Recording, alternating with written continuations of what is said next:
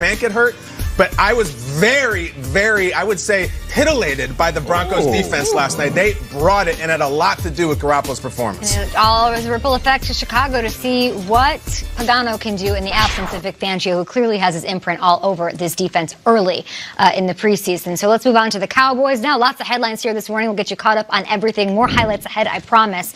But the Cowboys had their preseason game late Saturday on NFL Network, and then Jerry Jones joked to the media saying, Zeke who? When he was asked about his stud running back and his holdout. So yesterday, Elliott's agent, Rocky Arsenault, responded to these comments, and he said to ESPN, quote, I didn't think it was funny, and neither did Zeke. We actually thought it was disrespectful. Shriggs? Yeah, and we laughed at it because there's a glint in Jerry's eye, and we're like, all right, he's just being mischievous. He's being Jerry. But at some point, mischievous turns out to look malicious. And this is not the first thing that he's said that has been across the bow towards Zeke Elliott and his camp. Remember, he said that Le'Veon Bell sets the new market for running backs, not Todd Gurley. He says you don't need a rushing champion to win a Super Bowl.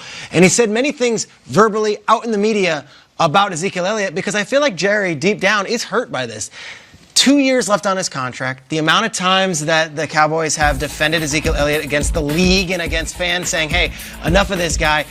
I feel like Jerry was caught off guard. I feel like the Cowboys were caught off guard with this holdout.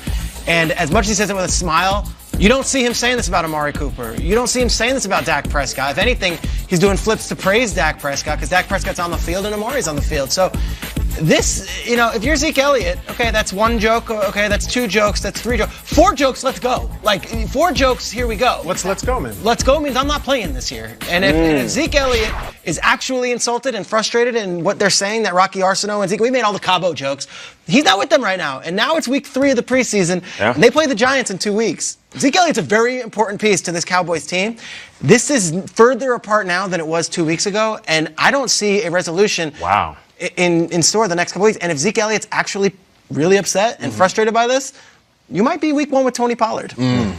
It's complicated, right? Like the point you were getting at about we've been there for you, and like Jerry says, well, you didn't think that was funny? Well, I didn't think it was funny when you were suspended last year either. I didn't think it was funny I keep getting calls in my office about you did this and you did this. I don't think that's funny. And that's part of the reason we haven't paid you. So the joke's on us. Who has the upper hand now?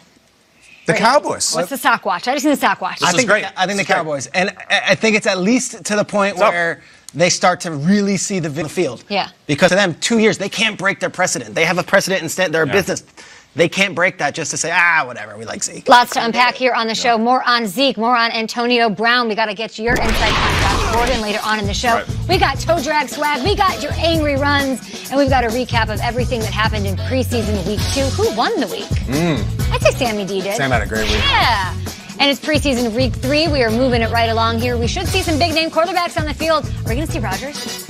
I don't know. I don't even really want to. I need to see Cam. I'm going to base it solely on week 3.